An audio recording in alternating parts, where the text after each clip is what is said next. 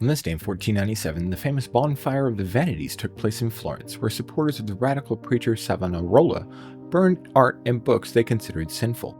Fast forward to 1812, a powerful earthquake struck New Madrid, Missouri, causing the Mississippi River to temporarily flow backward. Then in 1964, the Beatles arrived in the US for the first time, kicking off the British invasion and changing the music industry forever. Jump to 1984, NASA astronauts Bruce McCandless and Robert Stewart performed the first untethered spacewalk using the Manned Maneuvering Unit. Finally, in 2016, North Korea launched the Kwangmyongsong 4 satellite, escalating global tensions over its missile program. Thanks for watching, and we'll see you tomorrow on Past and the Present.